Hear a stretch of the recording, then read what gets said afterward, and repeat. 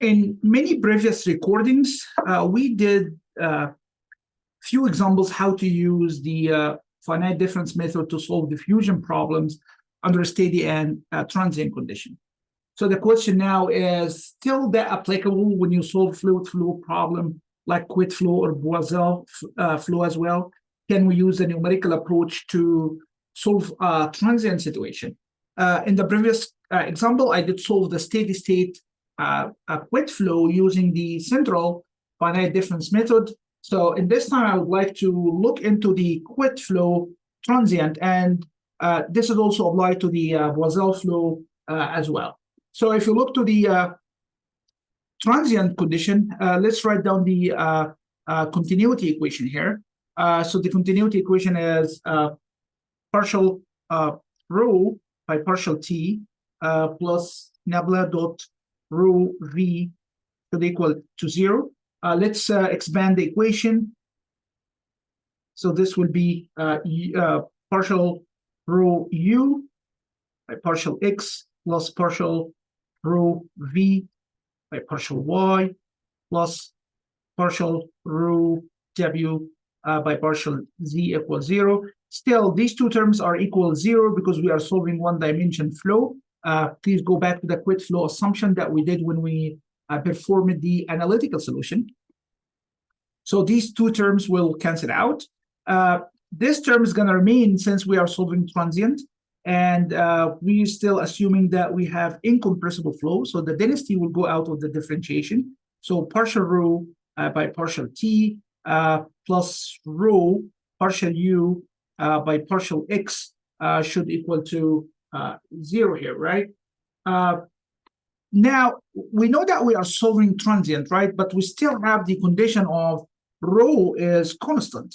So this term can vanish or equal 0, not because we are not solving, because we are solving steady state, but it's vanished because of that constant density here. So I'm going to end up having rho partial u by partial x equal 0. Rho cannot be 0, so this will end up to have partial u by partial x equals 0.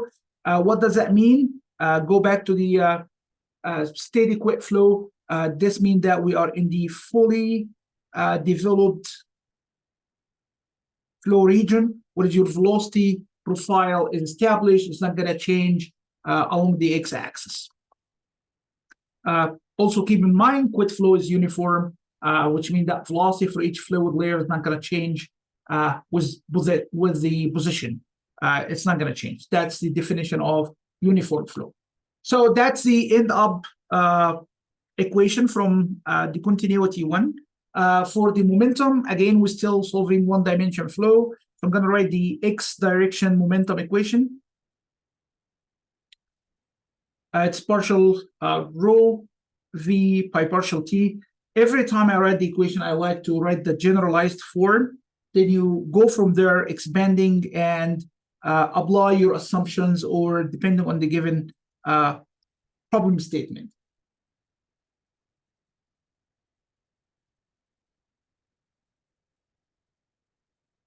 So this is the general form of the momentum equation. I'm going to write the x1, the x direction one, or the component in the x direction. So it's going to be partial rho u by partial time t plus u partial rho u by partial x plus v partial rho u by partial y plus w partial rho w by partial z equal minus partial p by partial x plus partial by partial x for mu partial u by partial x plus partial by partial y for mu partial u partial y plus derivative in the z direction for mu times the first derivative of the velocity component u in the z direction plus the gravity force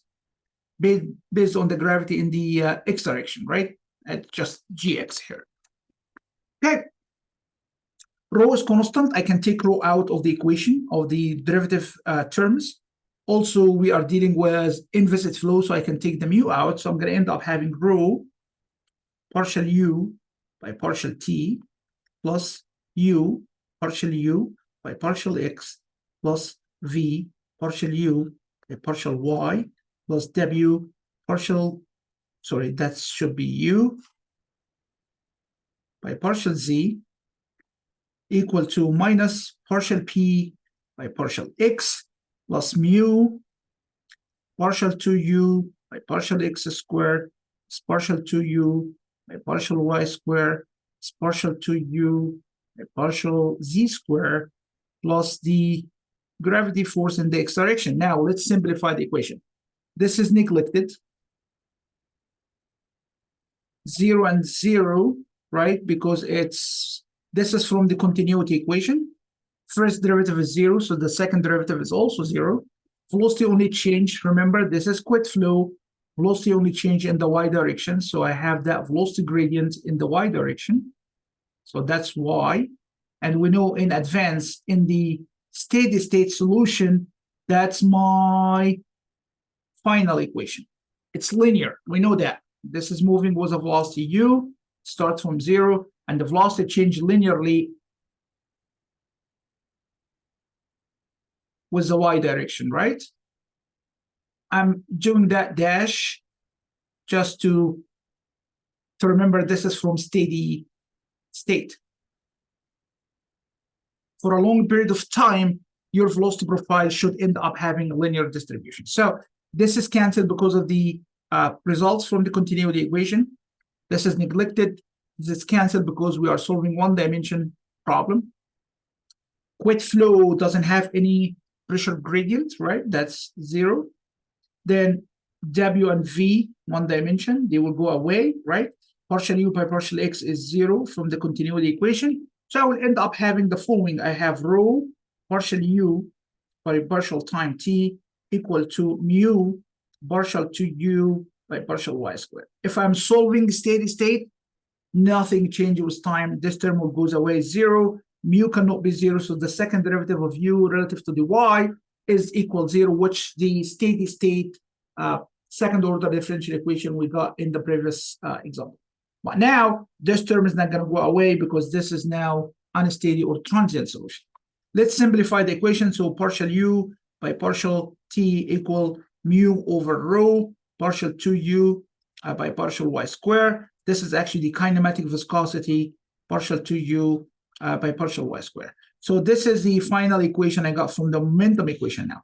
So instead of having only that right-hand side term, which we discretized in the numerical example, or we double integrate that in the analytical solution, now I'm having a term into the left side. Now, to perform the integration here, it's big deal, right? So now the numerical solution benefits or advantages will show up. So now I can use the central finite difference method to discretize this equation and solve numerically. So in this case, I have to use the second derivative for that position and the first derivative to the time, right? If you go back to multiple examples that we covered before for the heat diffusion problems, you can easily remember the discretization that we did before. So partial 2u by partial y squared can be simply assumed UG or simplified. It's not assumed, it's simplified. J plus 1 minus 2 UJ plus UJ minus 1 divided by delta y squared.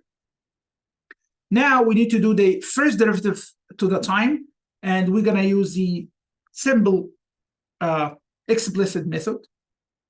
Again, you can go back to a few recordings that we did solve a few examples using the explicit method for time variation. So that partial u by partial t can simply assume to be u at the fresh time minus u at the previous time, right, divided by delta t. That's a simplification of the finite difference method for the transient analysis. So now, since we are solving explicit, this has to be at the previous time step here. So if I substitute into this equation, I would have the following here. I would have u p plus 1 minus u p. Remember, this is u at the point j, and this is also at the point j.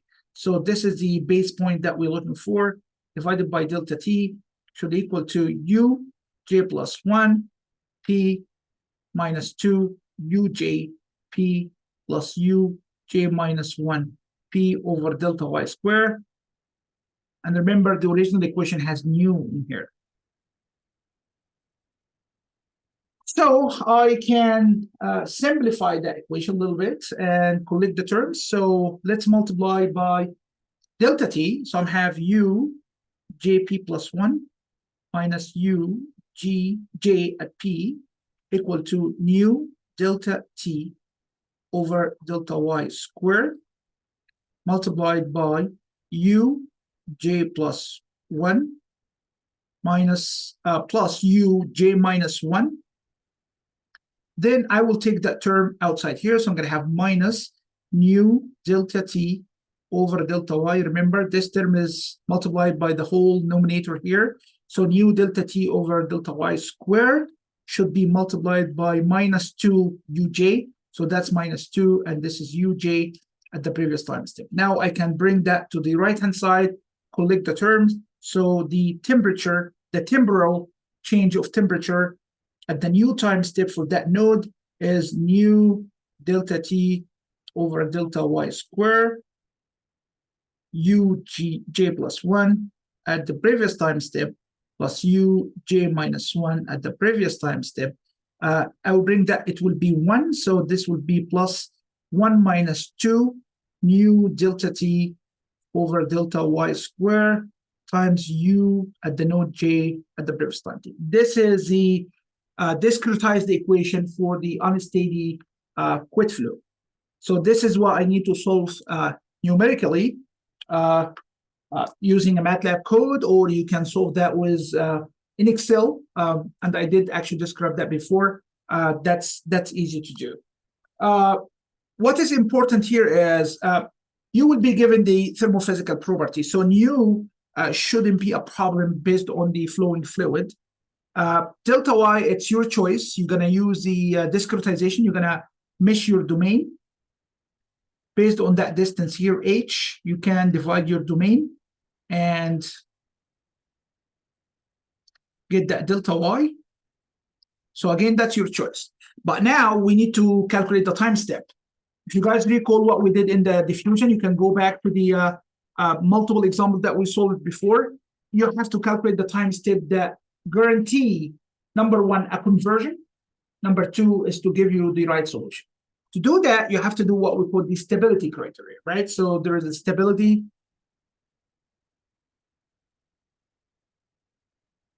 criteria, which is, in a simple language, you cannot calculate the velocity at this node at the fresh time if you don't have the history of the same node at the previous time step. If you want to calculate the velocity at node J at 10 seconds, if you don't have the history at 9 seconds, this means that you cannot get it, right?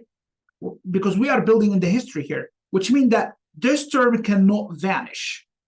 This term cannot be 0, which means this coefficient has to be greater than or equal 0. It could be 0, which is, I do not agree with this, but it has to be greater than this. This is what the stability criteria is. So 1 minus 2 nu delta t over delta y squared should be greater than 0, shouldn't equal 0. So which means that 2 nu delta t over delta y squared should be less than 1. So delta t from this equation should be less than delta y squared over 2 nu. Let's give some numbers here. So let's assume that nu is 1.86 times 10 to the minus 6. That's meter square second. That's kinematic viscosity. Then let's assume that I will put the information from the previous example that we did solve, right? We had that domain here. We did have this 10 millimeter, right? And this was moving with 0.5 meter per second. The reason I picked up that previous example so we can actually compare the solution. And this was a fixed plate. This was my y direction. So we assume this is a fluid going into that between these two plates. Velocity is given here. I have 10. If you guys recall, we divided that domain into 1, 2, I think we picked 2 millimeter, right? So that's delta y is 2 millimeter. And we picked up node 1, 2, 3, 4. So we did solve this example under state condition. Now, let's calculate delta t. Delta t in a simple calculation will be less than delta y is 2 millimeters, going to be 0.002 divided by 2 times 1.86 times 10 to the minus 6. Let's see what delta t will come with. Let me do that quick math calculation here. I have 2 millimeter divided by 1.86 10 to the minus 6, and I will divide that by 2. I got the delta t. Oh, something is weird here. That's delta y square, right? So it's 0.002 square divided by 1.86 10 to the minus 6. Then I will divide that by 2. I got delta t to be 1.1 seconds. So you have to pick your time step smaller than 1.1.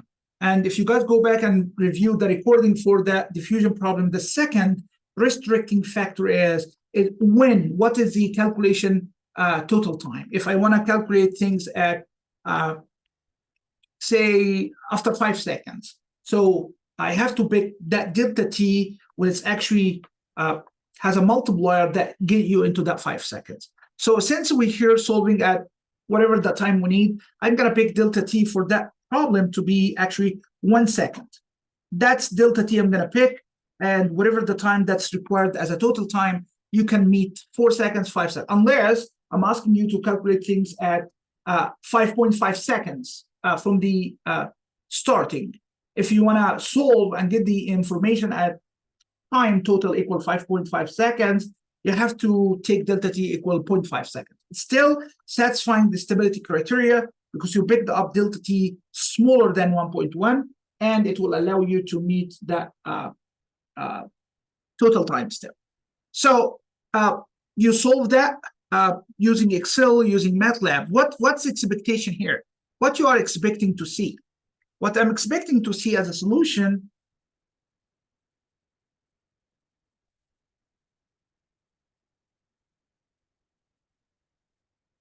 so at the beginning, everything is stationary, 0. Nothing is moving.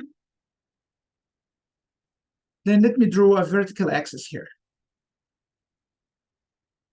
Then at time 0, nothing is changing. Now I will start pulling this guy by 0.5 meter per second.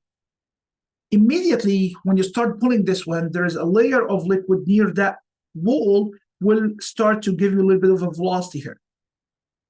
But still, nothing is dragged by the lower layers. So what you are expecting is to see a velocity distribution looks like this. 0, 0, 0, 0, 0, 0, 0, then you start seeing this, and the upper plate is going at 0.5, right? Then if you wait longer time, this upper layer will have a higher velocity, so it's actually extend a little bit to the further, but the second layer will gain some velocity, the third one will gain a little bit, but the fourth will get less. Then assume that the effect on the other subsequent layers is not exist yet, so I'm expecting to see my velocity distribution something looks like this. And as time goes on, you will find yourself progressing into that direction. The more time goes on, the more layers will be activated, will gain more velocity, right? The only one that's not going to move is the lower layer. You see, this is as time goes on, time increase. You see the trending of these curves? Where they are going, seems to be like they are going to be kind of flattened, becomes linear, which is make very sense when you reach long period of time, it's going to reach steady state. So if you want to check your solution, this is maybe say at time equal 1 second. This is at 2 seconds. Maybe this is after 3 seconds. Maybe this is after 5 seconds. keep that code, either it's MATLAB or Excel sheet, running for a long period of time until you will see that your velocity profile is not going to change. It's going to be linear. And the data at any location here should match y of u equal u over h times y. So at long running time, you should reach the steady state solution. This is a way to check if your code is actually built up correctly or your Excel sheet is built up correctly.